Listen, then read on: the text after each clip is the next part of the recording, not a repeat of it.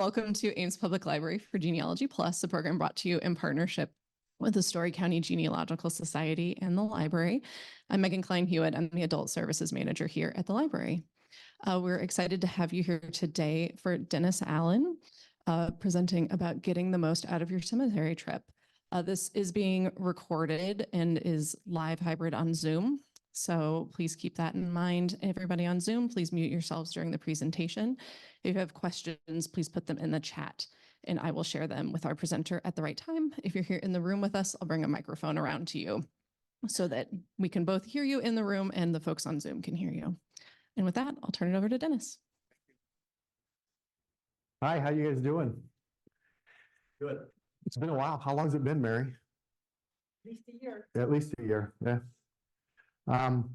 So today we're going to talk about getting the most out of your cemetery trip. I should have brought my remote, but some of the things I want you to think about when we're doing this, it can apply to going over to a funeral home. It can also apply to going and asking for records at a county office, a city office. So the ideas that I'm going to put in your head, I don't want you to limit it to just a cemetery, but think about all the other ways you can use it as well. Because do we all know what clustering is? And clustering is when you try and pull things together. And we do a lot with DNA, but I want you to cluster your research in this sense. So when we go into a cemetery, we're going to give you first how this came about to us.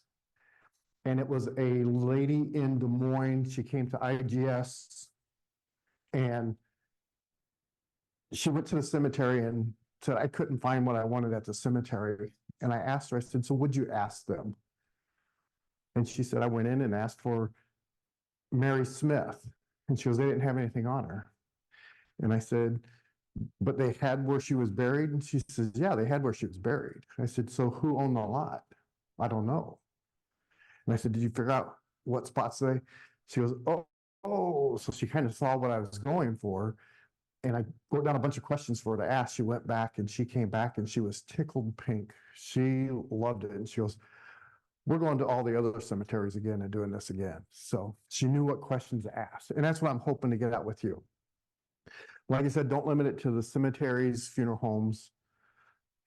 Also do it with county recorder's office, county clerks, and things like that. A little bit about me. I've taught here wherever Mary went multiple times. There she is. How many times I've been here, Mary? 8 or 10. And I love coming up here. It's a nice group. We used to be part of you guys. We started your guys' new website, what, 5, 6 years ago?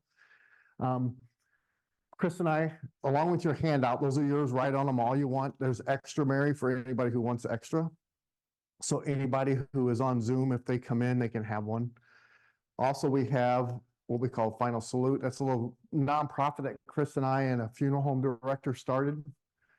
And we go out and collect unclaimed cremations in that. And we're hoping to reach out to you guys to maybe go over to Adams and anybody else in the area.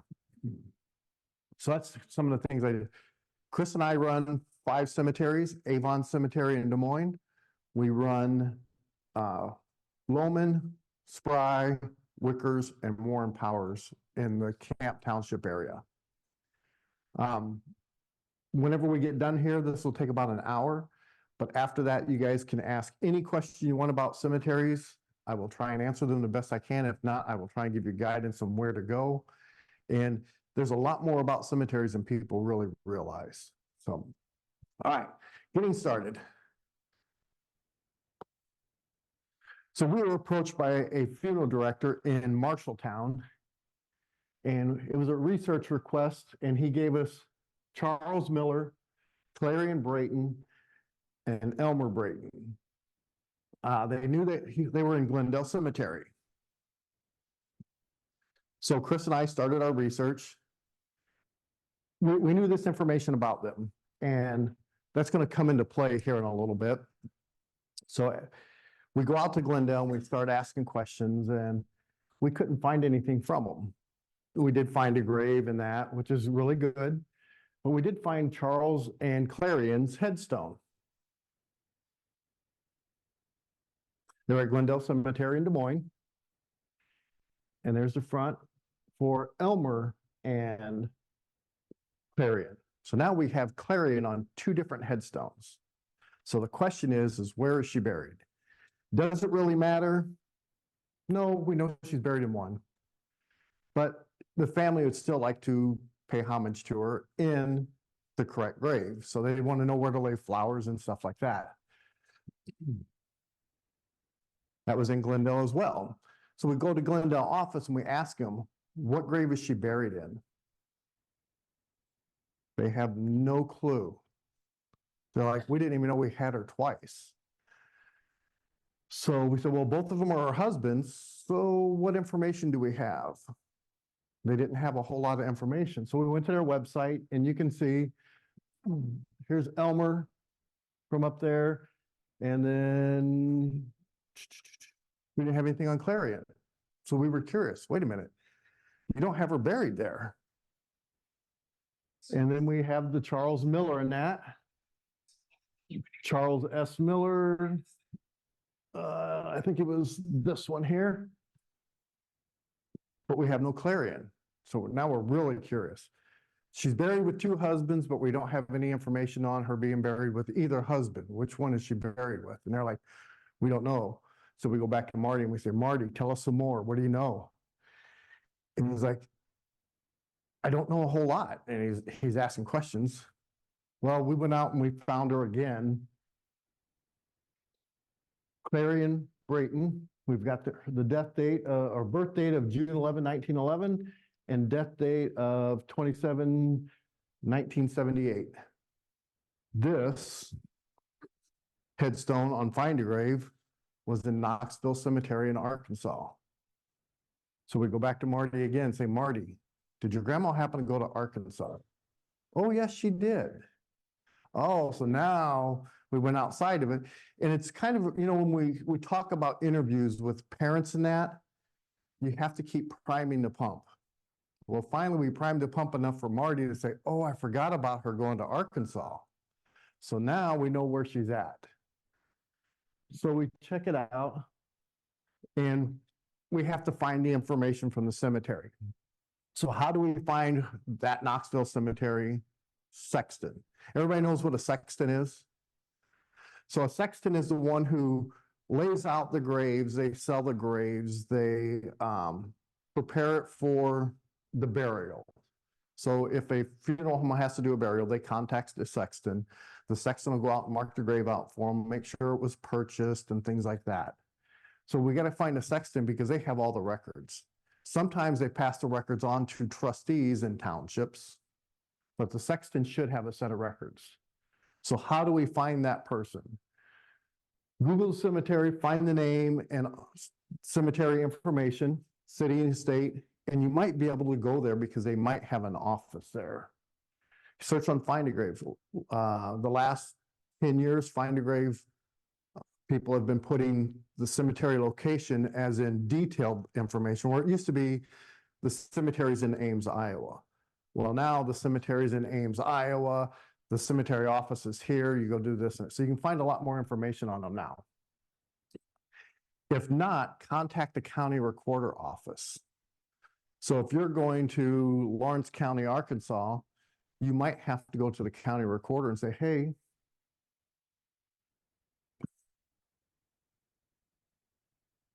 your turn again. Oh, there it came. You might have to go to the county recorder office and say, can you tell me where this cemetery is located? Because somebody might not be in control of it anymore. It might be what we call a pioneer cemetery here in Iowa. Arkansas, a lot of cemeteries were out the kitchen window. So you just have to ask if they know where this is. But the best one I like is go to a funeral home that's near there. If you go to a funeral home that's nearby and you say, hey, I want to bury my father in Strawberry Point Cemetery, how do I contact a sexton? That funeral home is going to know how to contact that sexton.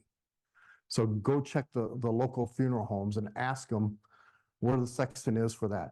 And if they say, what do you mean by sexton? Just say, if I want to be buried there, how do I contact whoever's running it? So talk with them in that sense, especially if you're in Arkansas. Most counties were tied to cemeteries years ago through deeds here, and I'm talking in Iowa. How many of you own a cemetery plot? Okay, so we're gonna terminology this. You have a deed, correct? That deed is not really a deed. Just so you know, that is not a deed. A deed means you own it, correct? When was the last time you mowed that? So you don't own it. Somebody else owns it. You just have the right to be buried there. That's what the terminology they wanted us to use about 100 years ago. I want to say 1905, they really tried to push that terminology, a right of interment. And people just know the terminology of a deed, so they just kept giving them deeds. A deed says you own it, where we don't technically own it. The cemetery still owns it. You just have the right to be buried in that spot. So if somebody tries to give you a right of interment, it's the same thing we call a deed.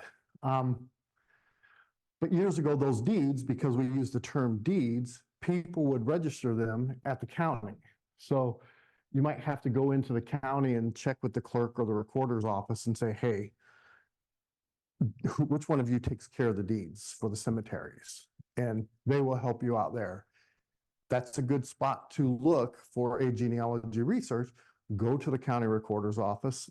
Do you handle the cemetery deeds? Well, we don't know anything about it. Go over to the clerk's office, see if they do.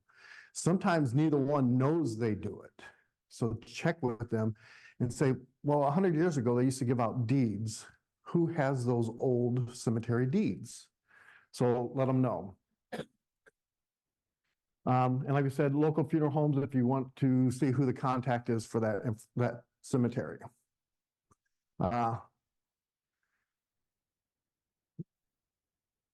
Years ago, Mary, remember when we used to walk the cemeteries in the 80s and that, and we just wrote down what we had?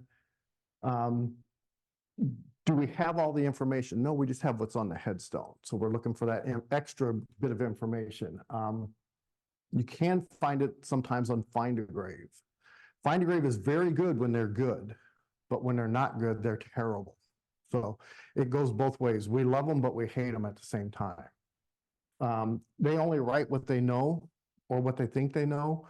Cris and I did a funeral burial in Avon Cemetery 5-6 years ago for 85 people.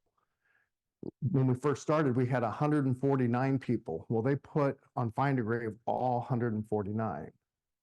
Well, we found from 149 down to 85, we found a home for them with family and things like that. They had other burial spots. So we went and did that. We only ended up with 85, but somebody on Find a Grave put all 149. That is a pain to get removed. So be careful of that. So many people believe everything they want is on Find a Grave. There's very little on Find a Grave as far as the cemetery. We just talked to Daniel Horowitz from MyHeritage, and I tried to get him to work with us on getting the right information out. I said, he kept saying, well, there's Find a Grave, there's Billion Graves. I said, but there's so much more information. You don't know what's out there. Things you want to ask. So this is the thing that I really want you to focus on this whole thing. And I'm going to show you some examples of these things. But when you go to a funeral home, when you go to a cemetery and talk to the sexton, not just the cemetery itself, when you talk to the sexton, when you go to a county recorder's office, you're going to have to modify this thought, but I want you to use that same thought in a recorder's office and a clerk's office. First off, you're going to say, who owns the lot that this person is buried in? So Dennis Allen is buried in this. Who paid for that lot? Well, Cris Nagla did. Okay. What other lots does that person own? Okay, so what other lots does Cris own? Well, she owns Grave 1, she owns Grave 2, Grave 3, Grave 4, Grave 5. Oh, but in this section over here, she also owns 5 graves over there. Okay, so she owns 2 lots, 2 full lots. Who's buried in all of those graves? Who's buried in those lots? Why do you want to know that? Well, first off, their family. If they're not family, they're close friends. Okay? So that starts telling you a history of them, where they lived at and things like that. A lot of times though, the daughter who has a different name now, so if I'm looking for Elizabeth McGee, but I find her in an Allen lot, what's that tell me? That says if I see an Elizabeth McGee in an Allen lot, and I didn't know what her name was when she got married, and she's buried on an Allen, oh, let me see if Elizabeth Allen married a McGee and start looking for that. So if you have a first name that you can't find and you see a name on the lot, start looking for that name as a marriage to that person. Ask what other surnames. So one of my unusual surnames is Hennessy, Hennesse. If I go into the cemetery and I say, I think of Grandpa Hennessy's name, Gideon Hennessy. Say, what grave is Gideon in? How about his brothers? Does his brothers own any other lots? So now I want to find his siblings or his children that have owned lots and things like that. So I want to check all Hennessy names, get that information, gather it. Then you want to ask if they have any file folders for these people. When Cris and I took over Avon Cemetery, we had a book. That book says who they are. Sometimes, if we're lucky, it has what their birth date was, what their death date was, what their burial date was, and who the owner of the lot is. Once we became the sextons of the cemetery, Cris wasn't happy with that. She wanted all the blanks in that form filled out. So we went and we started finding death certificates for all these people. We wanted to know who their parents were. We wanted to know who their children were, who signed for them to be buried in that plot, things like that. There's other things like, what else, dear? She has all the obituaries for them. She's gone through and grabbed the obits. So if you come to us and say, hey, my grandfather's buried in Avon, what do you have on him? I promise you, Cris will pull out a folder and there'll be at least 2 pieces of paper, if not 20 pieces of paper in that folder on that person. We started with no paper.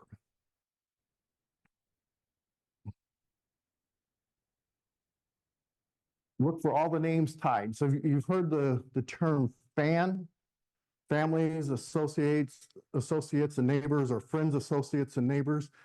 That's what you want to look for on these records. Who are the fans? Like we said, who signed for the burial, who purchased the grave, who was a pallbearer, if they have the pallbearer in there. You want all of those names because somehow they're tied to your family and you're going to get that information. If it's not related to you, it's going to start giving you a story. Oh, my family was with these people. Why was the Allens near the Naglas? Well, then you go start looking for your family story and you see that, oh, maybe Allen worked for the Naglas or the Naglas worked for the Allens, but you're finding their history. They bought land from each other and things like that. You want to know those things. Somebody bought the lot, somebody gave permission for the burial there. Who purchased the stones? Some cemeteries have who purchased the stones. When was that stone put in? We track that. We know when the stone was put in. Do you put down who purchased it or who made it? McCall's or sometimes. And to give you a hint with that, why do you want that? Lee McCall from McCall's, he has his records back to 1856, 1861. He has all of his stone records. We haven't seen them yet. We don't know what detail it goes into, but he has headstone records back to 1861. So there's another hint for something to look for.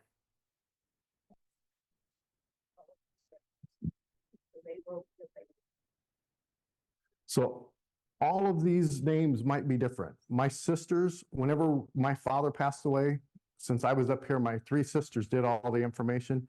One of them did the death certificate information. One of them did the planning of the funeral, and another one did the obituary. And it was funny because before they put in the obituary, they sent it to me and they said, is this okay? They wanted me to okay it because I wanted to make sure my grandparents were in there, all the children were in there. and at least the first generation of grandchildren, because we didn't have too many, but we wanted to have those. And then we wanted to make sure everything coincided with everything else. We want to make sure the funeral home record was correct and the death certificate was correct. And they did a great job. But you'll see 3 different names on all 3, if you can get all 3. Should be at least be able to get the informant for the death certificate and the informant for the funeral home. What more is there?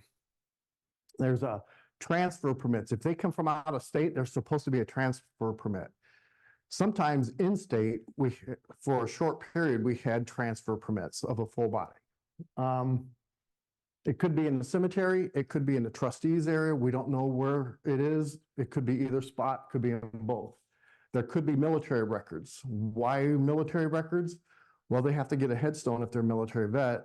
And if they have a headstone, some of the cemeteries want the military record, a copy of it. Correspondence. Correspondence is so much that you don't think about with a cemetery. Hey, I went out and saw my grandfather's stone and it was falling over. What is it going to cost for you to put it up? Well, if the cemetery kept that correspondence for reference later, hey, they've already written us for that. This is what we charge them, and this and this. You know who a grandson is. What if it's a grandson you don't know about? So things like that. Purchase agreements. You have to buy your lot. You have to buy a headstone. Burial agreements. Who's giving permission for the burial? Marriage records. Sometimes the military gave you discounts. There was a short period that the military gave discounts for spouses being buried. So you had to prove a marriage record. Death certificates. I definitely need to know that they're dead. So some state of Iowa, I have permission to ask for a death certificate as a cemetery. I don't have to, but I have the permission to ask for a death certificate to prove the death of that person. Indentured papers. There could be indentured papers. Lawsuits. Why would there be a lawsuit in a cemetery? Well, the father passes away. He has 10 graves. One son wants all 10 of them, or all 8 that's left from mom and dad. Well, another brother wants it. So now they have to go fight it out in court. So could be lawsuit papers. Wills and probates. Prove to us that you own that. Prove to us it was left to you. We had that our second day on the job with Avon Cemetery. We had a person come to us and said, hey, my aunt's headstone is on our graves. We said, who owns it? She says, I have all the deeds. And we said, okay, so she brought them all to us and she had them all. We got with the aunt and said, what's the deal here? You don't have them, but your headstone's here. Well, they ended up moving the headstone to another spot and bought more spots. So that helped a lot. Photographs. People don't think about photographs. There could be a photograph in there. And toe tags. If it comes from a coroner's office, you may still have a toe tag. So what we're going to look at, I'm going to show you, this is at, how many of you know Riverside Cemetery in Marshalltown? They got great records, great records. They're not always organized. We were trying to help them organize it, but they kind of went aloof and said, we don't want you to do it. We said, okay, we're stopping then. But if you go check out Riverside Cemetery's great records, Chris Banzaff, we're going to look at his file. I went on Find a Grave, and you see how much information. This is where the cemetery is located. So they gave me great directions to the cemetery if I did not know where it was. Got a phone number and everything. Christian Banzaff, Marshalltown, son of Mr. and Mrs. Michael Banzaff, age 19, student. It's Banzoff. Banzoff, okay, Banzoff. Grinnell College, Marshall County, Iowa, World War I, World War 1917, 1918, page 92. This is all from Find a Grave. Tells me quite a bit of information, but can I find more if I go to the cemetery? We go to the cemetery. Here's the Banzoff records, just a quick record of their burials and ownership of the cemetery plots. Here's their, get you out of the way. Here's his file, Cris Banzoff, number 149, Elmwood. That's where he's buried at. First thing on this one, Richard F. Banzoff. So I'm looking at Cris Banzoff's record, and I'm finding something for Richard up here. And right here is the burial locations that they're showing for Cris Banzoff. That's the whole lot, and there's 1, 2, 3, 4, 5, 6 burials in that lot. Or I think there's 12. I think they had theirs split in half. But the thing it tells me is who these other people are already buried there. So I have extra information on that. Richard, and you notice we started off with Cris and we're doing all this on Richard. So it's talking about his father. I've got his obituary, Dr. Reverend Richard Dick Banzoff in his obituary. So what's that tell me right there? He's a reverend. What church do they belong to? Now I know what church I need to go to church because I'm sure they got records on him. So, and all this is coming from a cemetery record. His age was 73. Nevada Monument Company. Escrow, Riverside, Marshalltown, Richard R.F. Banzoff. Elmwood 149. So it's telling me where he's being buried at. But I know they went to Nevada, see if I can get more information from Nevada. There's a receipt. Julie called, said, hey, so everybody better hear. And we'll expect, can't really read it. Richard Banzoff, 5/25. So I've got his birth now. I've got his actual birth date, his death date, where he's going, time, funeral, vault, minister, funeral director, Brooks. So now I can go to Brooks Funeral Home and get more information if I need to. This is what his headstone was supposed to look like, kind of. We know that. We know how much it cost, things like that. Marshall Cemetery Association certified the protection of memorials, so they bought a perpetual care for that memorial.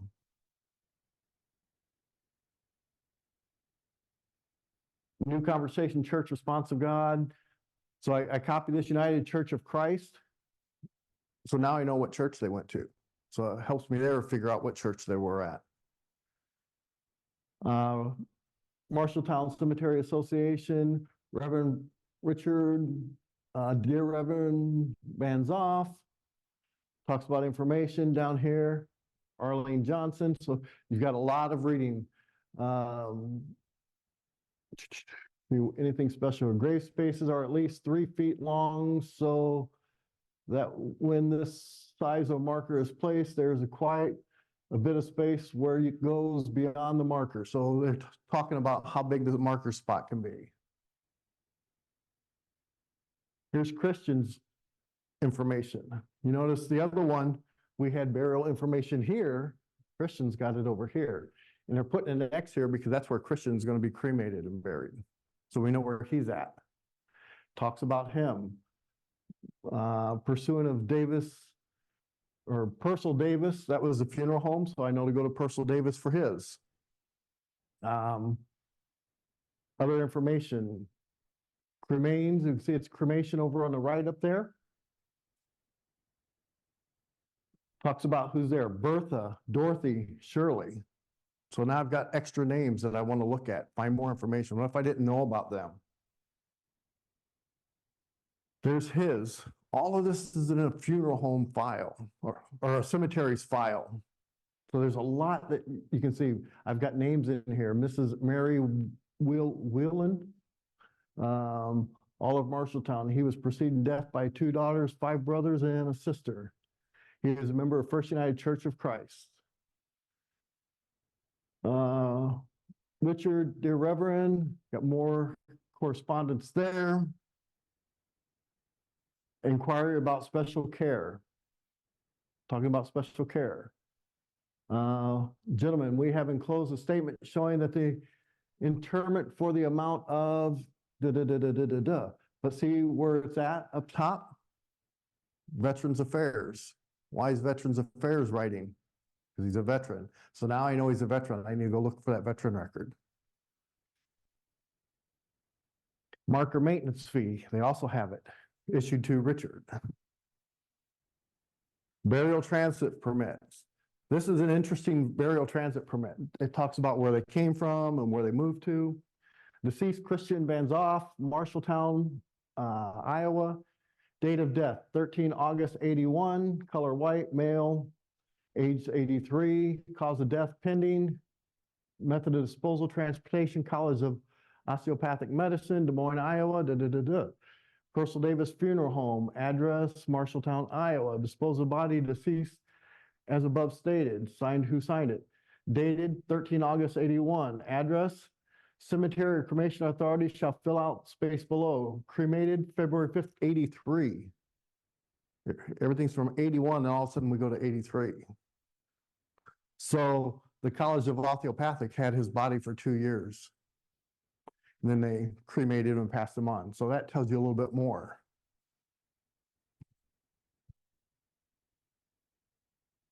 There's some more information. This one was for Bertha. Remember Bertha was buried right here? Saying where she's going. There's Dorothy and Shirley. So we got information on her. If we didn't know her before, now we know more information on her. Mrs. Van Zoff, this is Bertha's obit. All in one cemetery record. Richard, more about him. Christian and Bertha Van Zoff. There's Christian was 1987, so Christian must have been the father, Richard must have been the son. And we saw that because all the correspondence was back to Richard, which made sense. There's their file folder right there. You see, that's 1.5 inches, 2 inches thick, their file folder. That's a lot of information to find in a cemetery for somebody. In that, you can see a picture down here. We talked about a picture. There was a picture of them down there.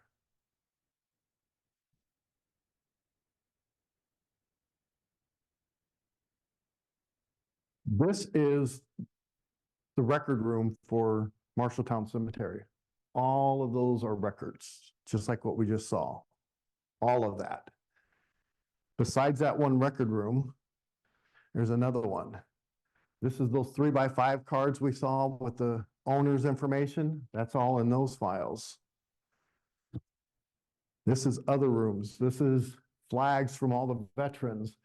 These are old files that they've pulled and purged a little bit. You always want to know, what did they purge out of my family's records? Because you have no clue. These are books. This is their burial books. You can see them all over. Always. So when you go into a cemetery, when you go into a cemetery office, look around. Keep your eyes focused on everything around you. You walk up to a desk, start scanning the room. Oh, there's books here, there's books here, there's books here, there's books, there's file folders here, there's this and this. What can you find? Over here, these were urns for cremations. Some had names on them that somebody had already purchased and were just being held for. Some were not. They didn't have anything on them. So there's all that information. You see tags up there, who's purchased what. You can find all of this information just by looking around. There's tags, there's urns, there's more books over on the right. There's more books, more 3x5 cards. This is all in one cemetery. They have what, 5,000 burials, 10,000 burials, something like that in it. You see the file cabinets. So I guess my biggest thing is just keep looking, because you never know what you're going to see. These markers here, why aren't they on a grave? You're going to see markers like that. The reason these markers are out was because some of their markers, they sold markers, so some were display units only. Other ones were mistakes. But if you have a mistake and they took it off, did they ever put one back on? And mistakes would be like birth dates, misspelling of names, and things like that. If you go to the back of Riverside. I want to say the northwest corner, they have their shop, garage, and all that down below. If you go back there, just before you get into that area, there's about 50 to 100 stones laying out. A lot of them are carved already. What names are on them? Some are carved from 50 years ago. Why are they there? Because people didn't pay their bill, they pulled the headstone off. So the headstones, they have a headstone, but it's not on the grave, it's down below in the pile. So always look around, keep your eyes open as you're walking through this. Same thing with a funeral home, where you go across to Adams and they have bands off. Are there any other bands offs? Are there any other Hennessy's? Who's else has gone through here by that name? If you're lucky, they're digitized. If they're not, you have to flip through the book and maybe they have an index or something, but ask them for those odd names. Now, if you have a Smith or a Brown, that could be a little different story, but you want to ask more into it. When you open it up and you see all these different names, who are these people? Oh, these were the pallbearers. Look at these records, get this information. Make sure you get detailed information on it because it's going to help you in the long run. Go to clerk. How many Hennessy's are there here in Iowa? Not many. So if I'm looking at Hennessy information, I want them to tell me what other Hennessy's do you have for birth, if you can tell me. And a lot of times the state level, they won't tell you a lot, but maybe the county level. If we go up to Hamilton County, I get a lot better reception than I do at Polk County. So they work with me there and things. So if you go to these smaller counties, Marion, Potawatomi, things like that, they're more, what do I want to say, community oriented than Polk. Polk runs it like a business, where all the smaller counties, they're part of the community. They want the community to know the information. You're going to feel that out. You're going to know in the first 2 minutes what kind of people they are. Are they going to let you see more, or are they not going to let you see more? And just, you have to start thinking about things like that. Oh, can I get this? Can I get this? Don't push your luck. But if they're being generous to you, let them be generous to you. Just say, hey, can I sit down and flip through it? We go to Warren County and it used to be, here's the book, just go through it. I go to Polk County, I can't even go behind the desk. So things like that. So you just have to feel them out and get what you want. But yes, use this same technique of asking who, what, where, why were they doing this? It's the normal questions: who, what, where, when, why, and how. Ask those questions. How come you have this? How come you don't have this? Who would have it if you don't have it? So things like that. Like I said, you check with the clerk's office. If the clerk doesn't have it, does the recorder have it? Does this person have it? Who would have recorded this at the time? So, but yeah, so hopefully you saw a lot that you can get just with that one record. And that wasn't their biggest record they had. That was just one I just grabbed because it was a bigger record. But there's a lot of big records there. I don't know what the city of Ames collects for their 2 cemeteries. And the one in the Southwest, what's that one called? The small one? Ontario Cemetery? Yes, Ontario. And Ontario used to be ran by an association, weren't they? And then they were absorbed into the city. So there's no telling what they have because they were a different entity than a government. So they could have a lot better in those. So always ask, especially in those cases. So, did this help you guys some? Just to get a thought process going, what you saw. And like I said, Marshalltown Cemetery, Riverside, is a very good cemetery for records. If you're lucky, if you have somebody buried there, they have great records. So, any questions now? Go ahead. Oh, Hopefully, yeah, there you go. There you go. You mentioned or saw pictures of records that cemeteries keep. Is that a requirement that they keep them, or is that just up to them?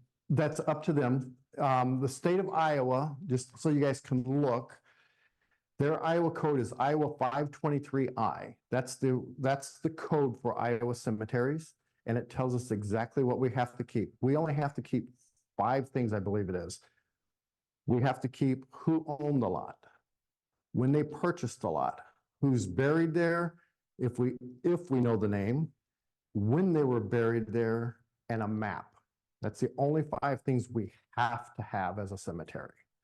Everything else is based upon who's running it, what they want to collect, and what information. Most of the smaller communities, they're community oriented, so they want that information of the community for historical purposes. And just like us, they're older people. A lot of them are genealogists. If you have a genealogist as a cemetery sexton, you're going to get a lot of information. If not, if it's a city cemetery like Ames, I promise you, Ames records are not as good as Ontario cemetery records. There's probably a lot more in theirs than in Ames. Just like in ours, the city of Des Moines, you're lucky if you have those 5 things. But you come to us, we're in the city, but we are still ran by a township. And Cris being a genealogist, she wanted family records to be built up. So we created a built up record. So when the city does take us over, they will have a lot more information on our cemetery than the other ones. Okay, another question. Funeral homes go out of business. Yes. So where do you go if you don't know who they sold all the information to? That's a tough one because first off, we're going to backtrack one step. Cemeteries, you have church cemeteries, you have church graveyards, I should say. You have cemeteries, you have public and private cemeteries and things like that. And so I'm trying to base it on your record here. The public cemeteries are supposed to give you anything that you want to know because it's a public record. And we have that public access. You go to a private cemetery, they do not have to give you the information. So that's the difference in the two there. Same thing with a funeral home. A funeral home is a private company. First off, they don't have to let you in. So if they're being nice, first off, you got to be nice for them to be nice. Don't start demanding because it's a private business. They can say, you can leave, but be nice to them.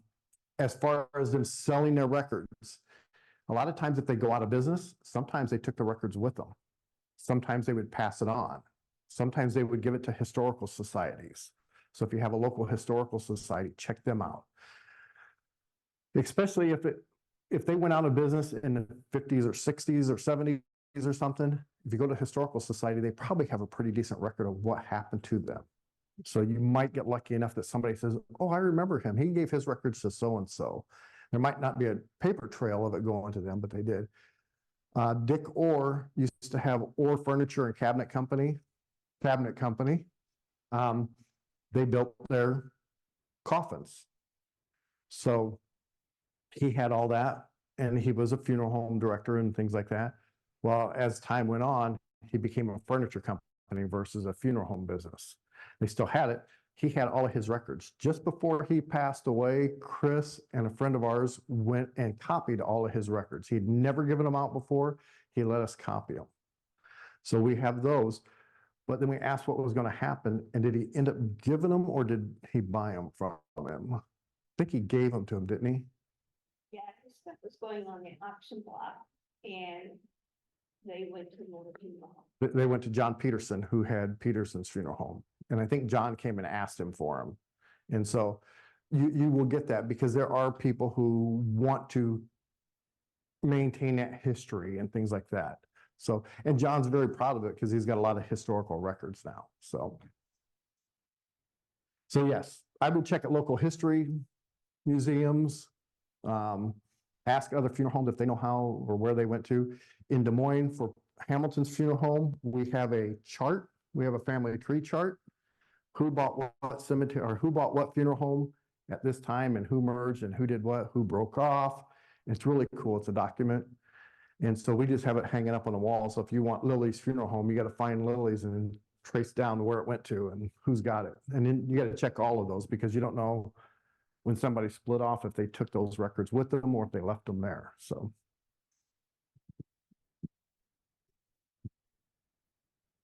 you've been talking about funeral homes, but May is coming up and Memorial Day, and a lot of people might be visiting cemeteries.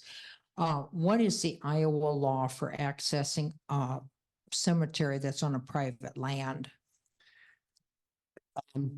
If it is a private cemetery, and I will try and clarify private as in a family cemetery. If it's a family cemetery and that family still owns the land around it, they do not have to let you on it. If it's a cemetery, I'm trying to use it looser now. If it's a cemetery and somebody else owns the land, they are supposed to let you have direct access. But that access doesn't have to be for a car. It doesn't have to be for handicap because it is land. They are supposed to just give you a lane to be able to walk up to get to that cemetery. Do they all follow that? No. So it's, take that with a grain of salt. They're supposed to. So, yes, ma'am. So if you know someone is buried in a cemetery in a small town in Iowa, how do you find out who's in charge of that cemetery Go to the funeral home nearest there. in that town? Yes. And say, if I want to be buried here, who do I purchase a grave from? And then they're going to say, oh, you need to go see John Smith.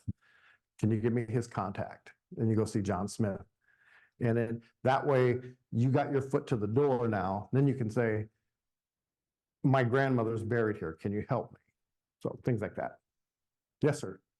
You mentioned earlier this code of Iowa, 523I. Yeah. I'm not sure when it began, but the other question in conjunction with that is when were any regulations put in place with the state of Iowa as far as death certificates and any records the state may have? So Death certificates were required statewide 1880, just like births and marriages, but you can find some counties who did it prior to that. They were proactive versus reactive.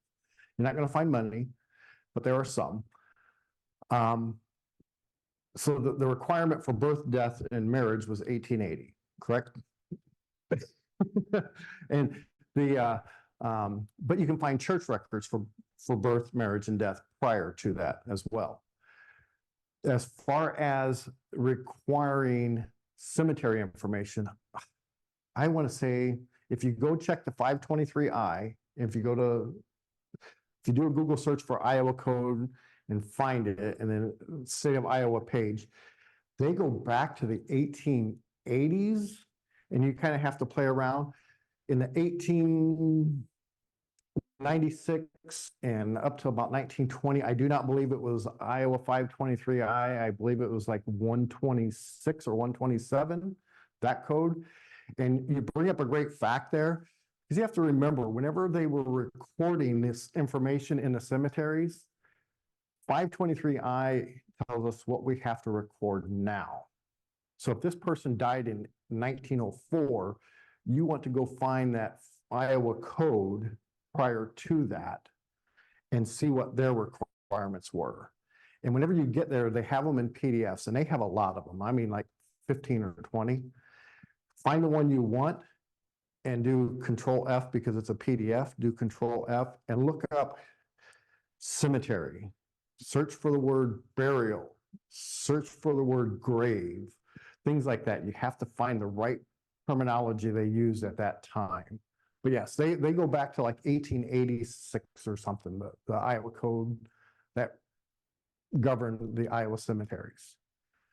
One thing people don't know is the cemeteries fall under the jurisdiction of the Iowa Insurance Division. And people are like, okay, well, if you purchase your grave now, it's a insurance policy basically saying, I'm going to be buried here. So the Iowa Insurance Division governs that. If you ever have a true problem with a cemetery, I'm not saying just a little problem here or there, try and work those out yourselves in that. But if you ever come to, the next thing you're going to come to blows with the cemetery, call the Iowa Insurance Division and tell them your problem. Have good documentation. Say, I talked to him here, I talked to him here, I talked to him here. This is what the problem is. even if it is finding a family record or something, they will step in. They don't like to, but they will. But you need to go through and say, I checked the code here and it was supposed to be this. They're a township cemetery, so there's supposed to be public access to records, things like this. So have all of that documented. I checked with them. I did this, I did this, I did this. They want to know what all you did. If you just said, hey, I can't get in the cemetery, they're going to say, what means have you tried? So they want to know that you have taken a step and you're at your wit's end to get any information out of them. So yes. Anything else? Anybody online?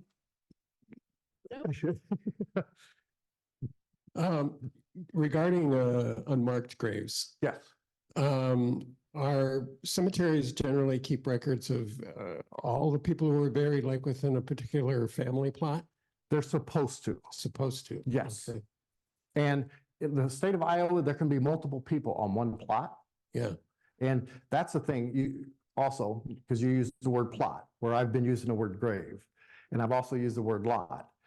Cemetery terms are not the same at every state. It is not the same at every county. It is not the same at every cemetery. Some cemeteries will call it a plot. Some will call it a grave. Some will call it a burial space. A lot can be 2 to 16 burials, but you also heard me call the burial lot as a one spot. So it depends on who it is. So your terminology, you have to be open-minded about what they're saying and clarify it. Okay. And so clarify it with them, say, my family owns a lot. Okay, is that a grave or is that a multiple graves? They'll say, my family owns multiple graves, and some people call it a lot. And so you have lots, plots, graves, spaces, I mean, all meaning the same term, but then a lot also means multiples. And so, yes, so think about that when you're talking. They're supposed to have every grave accounted for, who goes in that grave, who's used that grave. You can bury multiple people in it. Our cemetery, and it's all on the cemetery, ours allows 2 burials in 1 grave. So we have double documentation. We create, ours is 9/26 to first burial in grave 2, second burial in grave 2. And the one that we have 85 in, because it's a mass cremation grave, we have burial 1, burial 2, burial 3, all the way up to burial 85. And for each one of those, Cris documents who the funeral home was, who, what means we did to identify these people if we had that. So yes, everybody is supposed to be accounted for. Also, cemeteries and families, I'll try and keep it loose there. If I have 5 spaces, right now a vault takes up 3.5 feet. A normal size vault is 3.5 feet wide. Our spaces are 4 feet. So if we were to push every vault against the other vault, by the time you got to the end, you're going to have enough for an extra burial. So they would squeeze those in, especially back in the old days when they weren't required vaults and caskets were only 2 to 2.5 feet wide. They would really pinch them in there. So where you were supposed to have 5 burials, you might have 7 burials in there. So there could be extra burials. So if you see headstones that are really tight together, you got extra burials. So state of Iowa does allow 2 full graves double deep. There's no restriction. If I could do 3, I could do 3. Like I said, it's all in cemetery. So ask if there's some multiple depths. Okay. And things like that. Okay. So Thanks. Okay, any other questions? Not seeing any online. Okay, I hope everyone can join us next month on May 15th for the last Genealogy Plus of this season. We will be meeting in the Idea Center, which is on the 2nd floor, Adult Services, the Blue Wall, where we'll discuss and explore the software and hardware we have in that space to digitize photos and videos. So hope to see you all there. Thank you again to Dennis. thanks.